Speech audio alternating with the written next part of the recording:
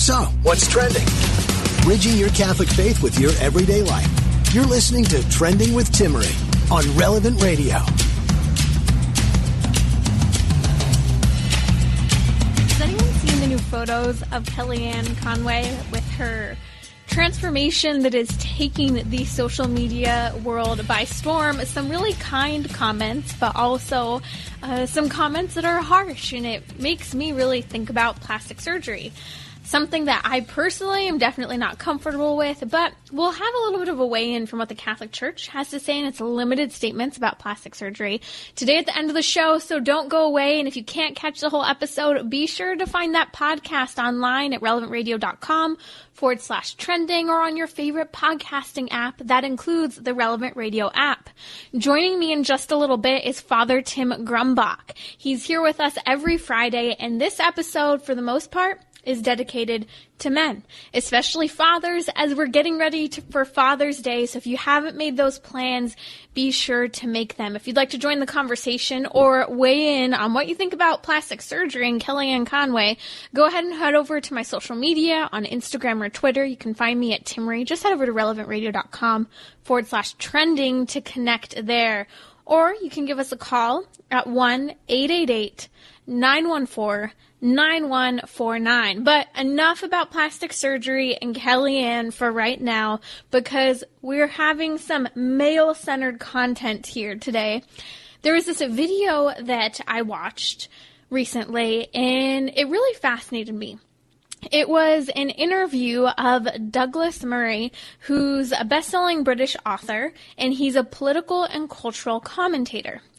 And Murray was commenting essentially in the title of the video, "Society Makes Impossible Demands on Men."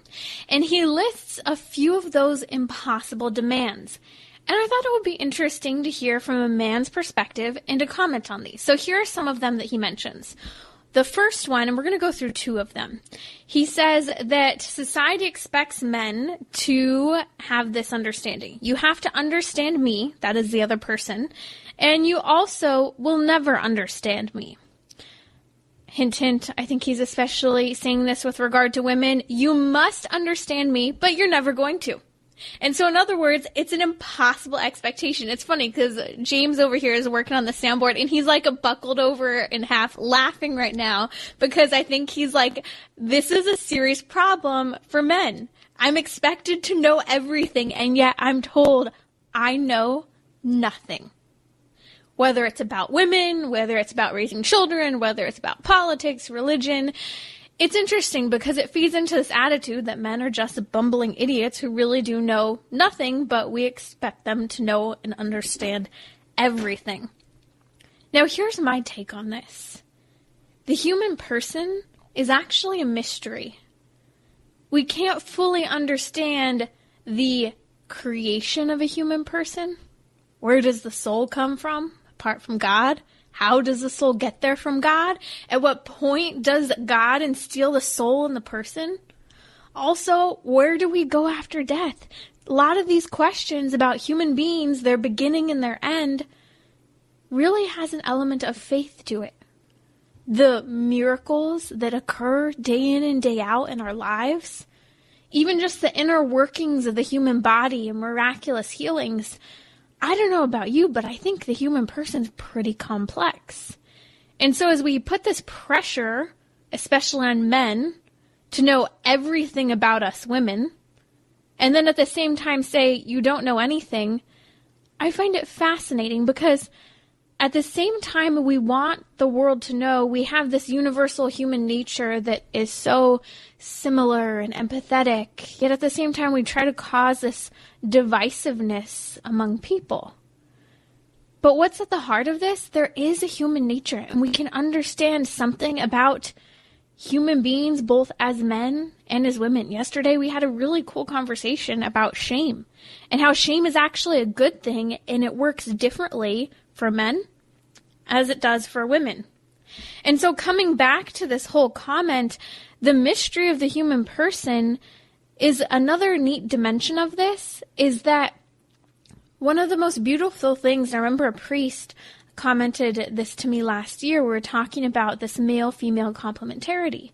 And he said, what stands out the most when we're kind of in that process of dating and kind of hunting for a future spouse and we get married, especially in the beginning, is that you're so enamored by what is other in the other person. Not so much by what is the same, but by that complementarity that is so radically different. It's a great mystery, and it's fascinating to be unpacked. And often you'll hear, with regard to chastity education, especially for women, you'll hear references to the fact that women are actually a mystery to be revealed, and that we shouldn't show too much of ourselves too soon.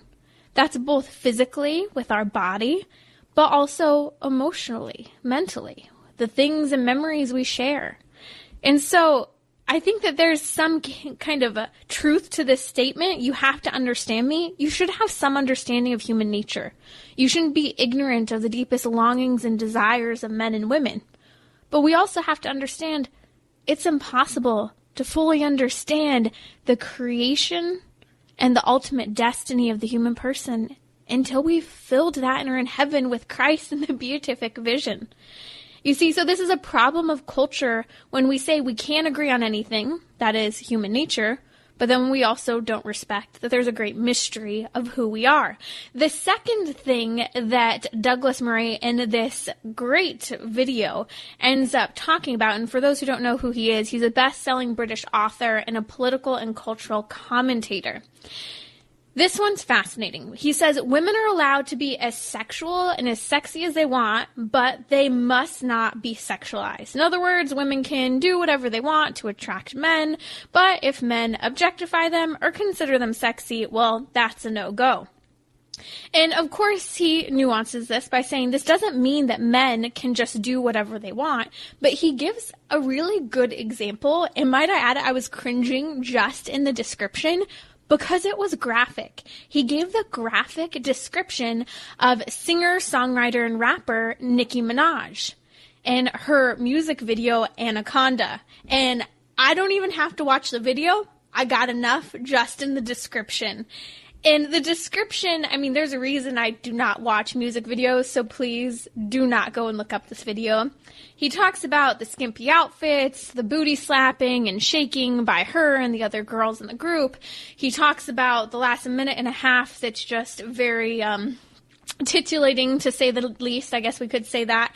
And she talks about how she's basically toying with this man, and in the end he starts to respond to her, and essentially she ends up slapping the guy toward the end of the video. It's like she can do anything she wants. She can be as sexually provocative as she wants, but if he responds, that's when the problem enters in.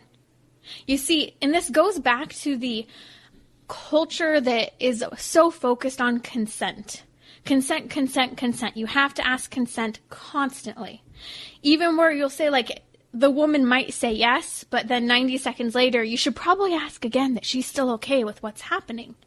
You see, he talked about in this video how essentially a woman is in charge in our culture. She has to give permission all the time and lead you from beginning to end. And if you try to step in, even slightly control the situation, that's a problem. It's gone too far. Yet women have been sexually dominant in the culture to the point where it's led men along to be responsive. And I think it's interesting because, yet again, it's kind of this stymieing of men and their interaction in the world, to the point where the Me Too movement has literally terrified men out of even opening a door for women, because they might be considered sexist, pushy, aggressive, chauvinist. But here's the truth of it. I think this all comes back, in a sense, to the important understanding that there's this distortion and lie about the human person, specifically women, that's being told that we women have been participating in. And I think this relates even to the plastic surgery conversation we'll have in just a bit. You see, it highlights the importance for teaching and instilling chastity, faithfulness to your vocation. And there's a reason to comport yourself with self-respect, to be faithful to the fact that, okay, I'm single right now, and I need to act accordingly. I need to act accordingly to the fact that if I'm married, I'm not having extramarital relationships. I'm not having emotional affairs. If I've taken a vow to celibacy, that is my vocation. And humility is so important, to be humbled by the fact that there's a purpose for my life and I'm called to conform to it. And there are limitations to the human person and the body. And when we function in a certain way, we're going to aggravate and stir up essentially the limitations of another human being. I'm not saying that other people can't have self-control, but what I'm saying is at a certain point, you can only push someone so far. I was reading a book last night, and in the book, the wife is upset with her husband, and she's pounding on the door, and she's insulting her husband with the worst possible insults. And the other people in the room behind the locked door are thinking, man, if she insults 2 or 3 more times, this man's going to go lurching through the door at her because the things she's saying are so horrible. And it was interesting to me because at a certain point, the husband says, no, some of these insults are merited. But there was a point as well where it was clear the others understood they may be merited insults, but you can only push someone so far until they do react. And so, again, we have to have the humility to recognize we can't just push people over that bridge. We can't push them off the bridge all the time, off the cliff. Yet that's what the sexually provocative culture is doing. And so modesty of speech, modesty of how we stand, are all really important elements to enter into this conversation, specifically for men and women, to better handle kind of these societal problems that are making impossible demands on men. My guest today is Father Tim Grumbach. You're listening to Trending with Timmery. If you'd like to weigh in on the conversation, give us a call at 1-888-914-9149. This one is for fathers and men. I'm really excited to unpack this conversation with Father Tim. He's an associate pastor at St. Augustine Parish. He's been a priest for, is that 2 or 3 years now? 2 years, right? It's 3 years now. It's 3 so years. I'm getting used to finally being called father and to be able to celebrate Father's Day as a spiritual father. Those first couple of years were a little bit silly, like, people giving me Father's Day cards, and I'm like, well, I'm not used to this. But it's been such a beautiful few years that I've grown a little bit into my fatherhood, and I know that the decades to come, unless Jesus comes back later this week, as I'm hoping, that we've got a lot of growing to do still. Yeah. Father Tim, when you've been with us here regularly on Trending, you've mentioned multiple times in passing that your own dad was your first model for being a priest. Why is that, and what stood out about how he raised you that helped lead you to the priesthood and show you what fatherhood universally is? Yeah, I think all of us priests have an example of a priest that we looked up to growing up, and I certainly have those, especially with how consistent they were at my home parish. My pastor growing up is still the pastor at that parish, and that's pretty rare. So he's been there a good 30 plus years. But I always look to the example of my mom and my dad, especially, as being the ones who taught me how to love and how to care for others, and therefore how to be a priest. They instilled the faith in me. So my dad, he was the one that made sure that we would get to church on Sundays. I think there's this kind of thought in the culture that it's the moms are typically the only religious ones in the family. They have to drag the husband behind them into church, and though my mom is a beautiful woman of faith, it was Dad who was always dragging us to church. He didn't have to drag Mom. That made a difference for you. Right. Yeah. And so, we would have the same seat in the church every Sunday. And I know there were some Sundays when I tried to hide under the pillows and the blankets of my bed and pretend I wasn't even at home or something. I don't know how that was possibly going to work. Or maybe that I would make us so late for church that Dad would just say, okay, we're too late, we're not going to go. But he would always, drag us to church, kicking and screaming, us Grumbach kids sometimes. I remember one time that we were fighting so much in the car on the way to church. I think we almost had this plan, like, if we fight enough, Dad will turn the car around and we won't have to go. Oh, dear. I think he figured, church is the place these kids have to go. Not for he was punishment, ready for but that really embarrassing moment in Mass when you guys did something. I remember my mom pinching us really hard on the back of the arm if we were misbehaving, and she'd just look at us like, you yelp, you do something, you're in church, you're going to embarrass yourself if you do. Yeah, well, I'm pretty sure it was like if my little brother and I started fighting, it was like somebody got sat between us, or maybe the punishment we would have to sit next to each other. But it was just that example of Dad being the one. We see that so much in research that it's more likely that the faith will be passed along if the father is the one who is leading his family spiritually and leading them into church and into the faith. And the faith that my dad shows, it's a humble faith where he admits how little he knows. He knows a lot more than he gives himself credit for. But he considers St. Thomas to be his patron saint and his patronal feast day to be the second Sunday of Easter, what we know as Divine Mercy Sunday now, because you always have the reading about doubting Thomas. Right. And Dad's like, that's why Thomas is my patron saint, because he was the doubter, just like me. And it's so beautiful to see that humility of faith in my dad.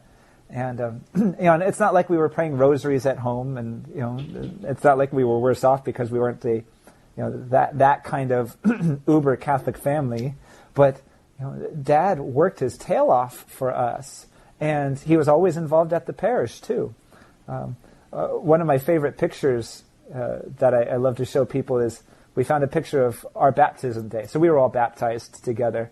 And Dad loves to send on August 4th, he loves to send it out to the whole family, these texts with like, happy birthday, happy birthday. And my birthday is just like, 10 days or so before that. Right. And I'm like, Dad, you missed it by like 10 days. And he's like, no, it's your baptismal birthday. And that's more important. I'm like, just these little signs of his love for the faith and his love for his family. And so when we were all baptized together, there's a picture of he's holding me in his arms. I'm a little over a year old at the time. And I don't know why, but he's speaking into a microphone. He's saying something at the church. And I'm taking it out of his hand.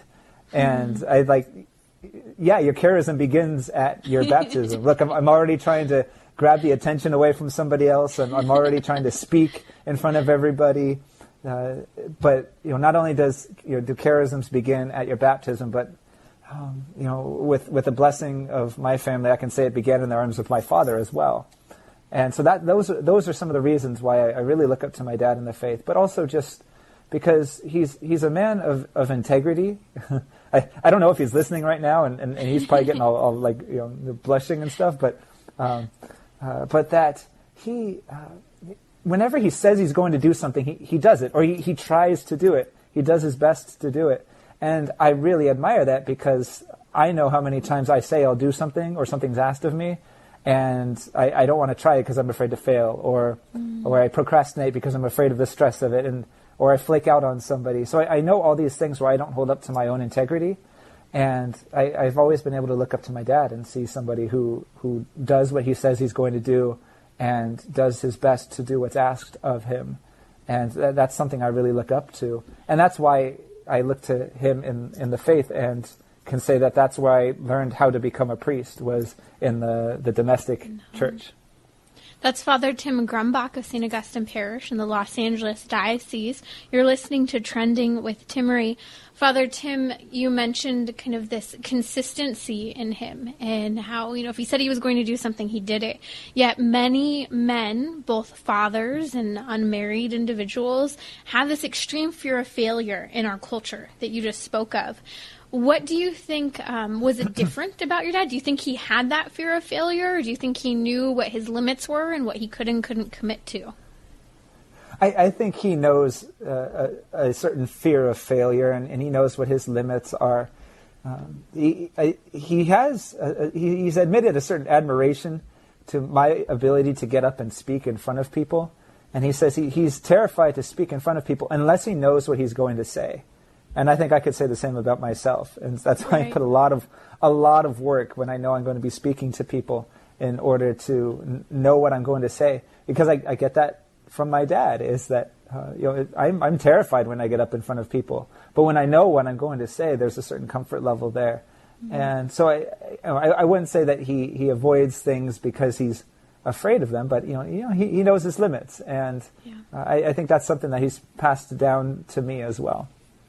It's a profound statement that we all need to remember in an age where we say, dream anything, you can do anything. Maybe telling people for so long that they can do anything has actually stymied their growth, essentially. In reality, we need to understand there are limits to human nature. And I think that that's a huge theme of today. There are limits of human nature, and how does that impact who we are? Father Tim, you have a really neat story. So often we hear stories about fathers' reactions when their sons decide they want to become priests.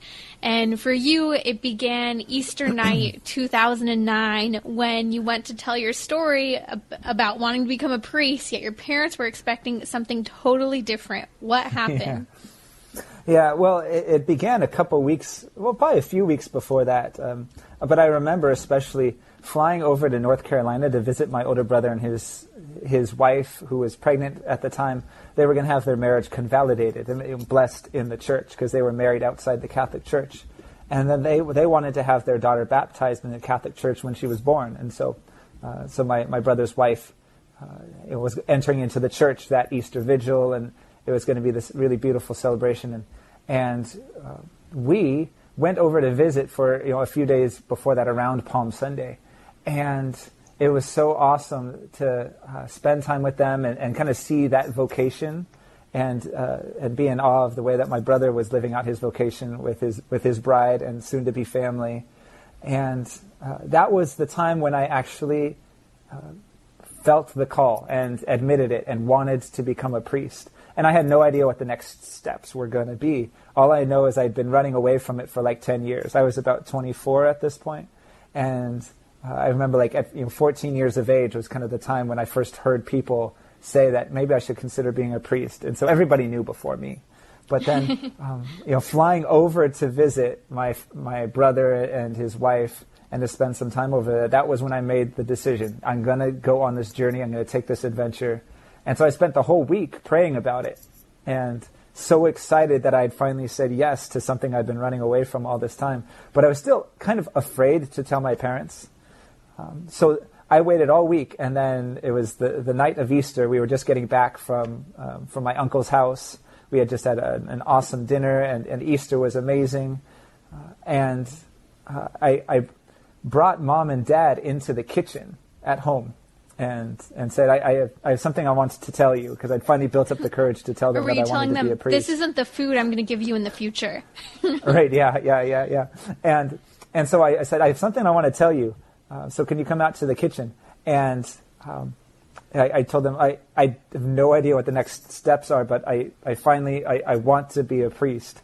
And they were just so excited. Mom and Dad were so excited. I knew they weren't going to think I was crazy. I knew that they were going to support me in all of this.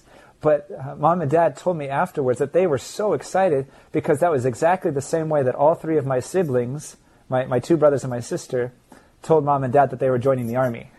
And so I had been running and getting into shape for a few weeks before this. And so Mom noticed I was doing more running, I was getting into shape, and honestly it was so I could be a better surfer. That's why I was running so much.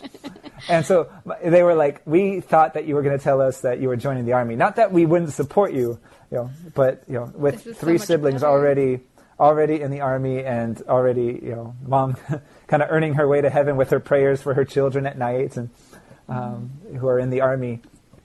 She was so excited. Dad showed his love in the way that he does. It was just so amazing. But all the years through seminary, I spent my first 3 years in a neighborhood that's very different from where I grew up. Let's say it that way. I got very used to listening to helicopters flying over the house where I was, spending my first 3 years in seminary. And my dad, my mom was always so worried about my brothers and my sister because they'd be in Iraq and Afghanistan, and she'd be so worried about me being in this different kind of neighborhood.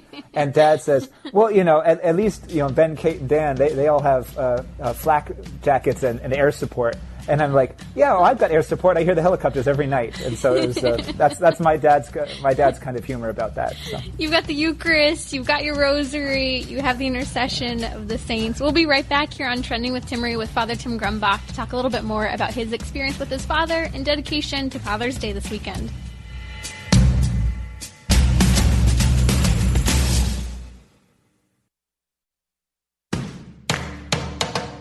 We're talking about what you're thinking about. You're listening to Trending with Timmery on Relevant Radio and the Relevant Radio app.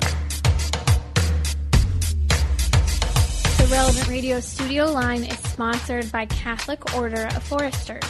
Employment opportunities to become an agent or information about their flexible premium life insurance plans are available at relevantradio.com/Forester. If you'd like to weigh in on the conversation, the number is 1-888-914-9149. You can always reach out on social media during the show. We'd love to hear from you. Just head over to relevantradio.com/trending, and you can get connected with all of our social media platforms you choose. Father Tim Grumbach, our regular guest here on Fridays, is with me. He's, again, the associate pastor at St. Augustine Parish in the Los Angeles Diocese here in sunny California. And Father, you now celebrating 3 years of the priesthood. We're talking about Father's Day and fatherhood. Your father has been a very important role. We were just talking about for how he was the first model of the priesthood, essentially, for you. And you mentioned this really neat tradition that I actually hadn't heard of, how there's a tradition that the first confessional stole that you wore ended up being given to your father, and essentially he's to hold on to it until he's buried with it. Can you share more about this tradition? Yeah, it's a great tradition that I actually hadn't heard a lot about until I was getting ready for my own ordination. The tradition that's a little bit more popular is concerning the mother of the new priest, is that she receives the maniturgium, which is the fancy word for hand cloth, that the priest, when his hands are consecrated during the ordination rite with chrism, the bishop also places the cloth around his hands, and so that it kind of soaks up the chrism oil from his hands. And that cloth is saved and given to the mother as a gift, usually at the first Mass, the priest's first Mass, after he's ordained. And the tradition is that she will hold on to it, and then when she is buried, after she dies, her hands will be wrapped in that cloth, in the maniturgium. And the legends, the tradition is that she will go to the gates of heaven, and St. Peter will say, Christ gave his life for you, what have you given to him? And she will hand up the cloth and say, I've given my son as a priest. Wow. And so that's a similar tradition that with the father will receive the first stole that the new priest has used for confessions. And the tradition is that's because the father is the first person to teach justice to the young priest in his home. And wow. The tradition can go so much deeper than that. And though we know that justice is such an important part of penance and the sacrament of confession, that I think, at least in my case, and I know it's not the case for every man who's ordained a priest, but to have a father like mine who taught justice, and that I know right from wrong. I don't always choose it, but I know right from wrong because of what my dad taught me. But I also know mercy, and I also know the way to walk with people when they need healing, and when they feel like they don't deserve mercy. I know that because of the way that my dad has done that for me and walked with me in certain things that stories I can't tell over the air, right? My own faults and failings that need to stay in the family, but that they were moments when I was almost afraid to go to my father because I was worried of maybe letting him down and disappointing him. But learning from those situations that he was the first place I should have gone and could have gone, and that he wanted me to go. And isn't that the image of God the Father? Is that so often in the sacrament of confession, or any time that we need to go to God for healing, we're afraid to go to him for letting him down. But then, if we just enter the Father's house, that he is there waiting for us to bring healing and to bring justice. But we know from St. Thomas Aquinas that to bring mercy is to bring not just the fullness of justice, but beyond justice, to take it beyond that step. And so the tradition of giving the first confessional stole to the father, and then he holds on to it, and he is buried with it, is another tradition very similar to that of the Maniturgium with the mother. Such a neat teaching, and I love the balance of mercy and justice being taught in that moment. And in fact, I remember we were in between segments not too long back in the studio, and you were FaceTiming your parents. They had been out of town, and it reminded me of like a typical story where you like did something you shouldn't have done when your parents were gone, but like here you're an adult and you're a priest, and you go, "Sorry, Dad, I took your bike without permission, and I got into a wreck, really banged up the bike." And it was so sweet because like there was the justice where you told me you were going to fix it, but then there was the mercy on his end where he was like not concerned about his bike in like the least amount. Like he said nothing about the bike, but was like, "Wow, are you okay? What happened?" And it's interesting because you had an experience recently, being that typical guy, surfing, biking. You've had plenty of hospital visits, but you had a scary one over the quarantine, and you ended up alone in the hospital. And I remember I was sitting here like, this is so sad. You're like an orphan in the hospital all by yourself. And it kind of hit home for me, all the people who have been hospitalized who are alone, not during the quarantine. They don't have people to visit them. And what really stood out, you mentioned to me, was that your dad wasn't there this time when you went to the hospital. Yeah, he wasn't there that time, but he's been there so often with me, just because of my silly little surfing and biking accidents, growing up. And when I was grown up, that he would always be there for me. And I forgot that we were in the studio together when I told my dad about that little accident. And isn't that just the truth of justice, though? Like I had a handlebar imprint on my chest for like a week after that because I fell and like right onto the handlebar. I thought I like broke my sternum or something like that. But I did break a little part of the derailleur on the bike, and he said, "No, that's so easy for me to fix." I'm like, "Whew, man, that was a close one." But for all the times that whether it's like a surfboard hits me in the face and I have to go in and get stitches, Dad drives me to the hospital and he's there the whole time, watching as the stitches are put in, and he's there, just the whole time. When I broke my collarbone mountain biking, gosh, that was that was 5 years ago. Like a week or two from now, that'll have been 5 years ago. I spent about 8 hours in the trauma center in the ER waiting for them to tell me to come back some other day for surgery, and he spent the whole time with me. He drove to the trailhead to pick up my bike when they finally brought me down the fire road in the ambulance, with neck brace and morphine,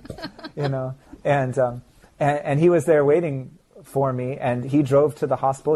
He braved the traffic on Sunset Boulevard in West Los Angeles in the afternoon on a weekday, before coronavirus, when there was real traffic. And that's a real father's love, right? But he spent the next 8 hours with me in the emergency room, just waiting with me. And what strikes me thinking about that is he never made it seem as if he had something better he had to do. He never looked at me and was like, "Okay, I got to go.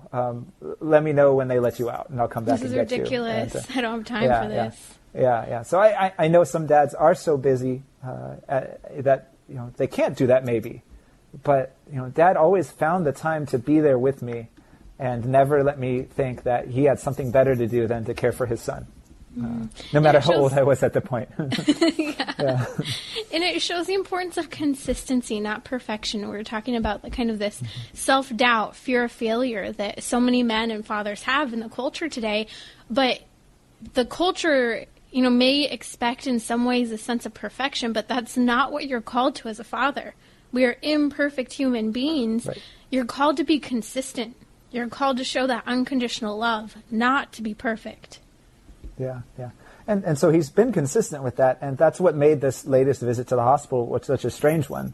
Like, I'm a 35-year-old grown man, and but it's still nice to have my dad there in the hospital, when I don't know what's going on, to have somebody there.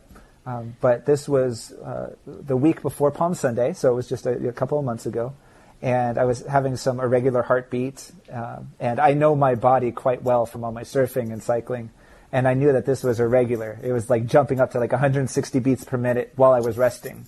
I'm like, no, this is not the way my body works. So I called my dad, and he drove me over to the emergency room and was walking in through the doors with me as he's used to doing, and they said, no, sorry, sir, you can't come in. And then they asked me immediately those questions, do you have a high temperature? Do you have a cough?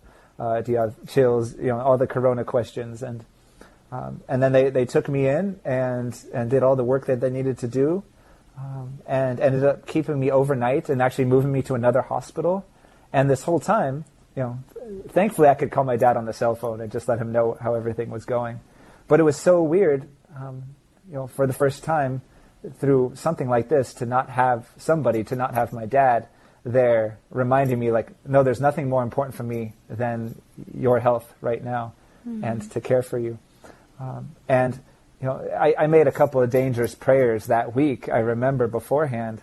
One of them was, okay, we're 2 weeks into people not having the sacraments. Right. Lord, give me at least a taste of what it's like for people to hunger for the sacraments. And then we were also not allowed into hospitals as priests to do anointings. And some hospitals were still not allowed in, even at the moment of death, which is a really painful thing for our ministry and our souls, to know that there are souls out there who are going without the sacraments at the moment of death even. Something we can't understand. Right. And but I said, God, give me a glimpse into all this. And I don't know what it's going to look like. And he's like, I have an idea. And so, I have this heart issue, which I've never had before, and I end up in the hospital for a night and a day, without access to the sacraments, and without family members there to visit, without your dad, which I had grown used to, and so it gave me just a glimpse into what some people are experiencing right now, not being able to access the sacraments, and not even being able to have visitors right now. It's so heartbreaking. And though I can only call it a glimpse of what they're going through, I did get that glimpse and see firsthand what it's like to be in a hospital as a patient and not be able to have visitors and not be able to have access to the sacraments. And so it was just God did so much for me during that night and day to open my heart to what's happening with our church doors closed and we as priests not able to go and visit the hospitals. God did so much for my heart that day, and just to kind of think of the Feast of the Sacred Heart today as well. Right, I was just about to say that. This was not planned. This part was not planned. What's striking me is you and I and everybody who has a heart that beats like God's heart. God has a human heart, and it's in heaven, in Christ Jesus, and the implications of that are enormous and infinite. That the way that our human love is capable of loving with the same love that God loves, it's incredible. And to have a glimpse of that in my own father and my mother, and to know that a lot of people don't have that experience of their fathers is heartbreaking. But to know that God desires tremendous healing for families, and it begins with men knowing they don't need to be perfect to be fathers, but they've got to be striving and to admit their weakness, their own need for forgiveness and mercy, so that they can show it to their own families. Amen. That's Father Tim Grumbach here on Trending with Timmery. Happy early Father's Day, Father Tim, and to all the fathers out there. We'll be right back here on Trending with Timmery. So, what's trending? Bridging your Catholic faith with your everyday life. You're listening to Trending with Timmery on Relevant Radio and the Relevant Radio app. Father's Day is coming up, and Sunday at noon Central, Father Rocky will celebrate a very special Father's Day Mass with a special blessing for all the dads watching and listening. If you would like Father Rocky to remember your father during this Mass, email your father's name to mass@relevantradio.com. Listen or watch Mass on your local station at relevantradio.com or on the Relevant Radio app, where you can also find all the podcasts to the episodes of Trending. Share them with your loved ones, especially this episode. It's dedicated to fathers, so share it with a special father or man in your life, because it's good preparation for future fatherhood. I want to talk about this Kellyanne Conway storm this week. So Kellyanne appeared in an interview on Monday, and some people are saying I outright did not recognize Kellyanne Conway. Now, I'm fascinated always when someone loses weight, when someone starts wearing makeup, when they get their hair cut, the reactions that other people think are okay to share publicly. And I have to tell you, I even had a little hesitation about even taking this topic up, and I felt totally bad putting the comparison photos up on social media of poor Kellyanne Conway.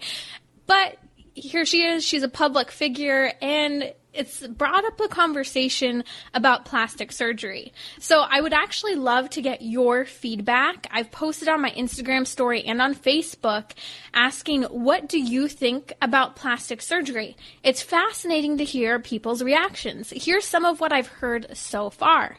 Some people say, if medically necessary, okay. If for vanity, nope. Some people say, she just looks fabulous. Others, it's not my business. Who am I to judge? Others have also commented that beauty standards are really making a lot of people insecure and look different from their natural state. Another person said, I think it depends on why. And if a person has a public office, for example, like Kellyanne, dealing with the world, they might have a legitimate why as to why they've decided to move forward with plastic surgery. Another person just outright commented, she looks like someone else. All of these, I think, reactions are pretty valid, and it's fascinating to hear where people are at with plastic surgery. And so my question was, how do we unpack this a little bit more as Catholics?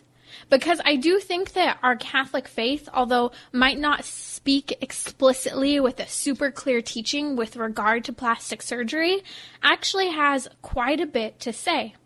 Now, I'll just mention some initial thoughts, such as impossible beauty standards that women have to live up to, and impossible pressure that they then put on themselves.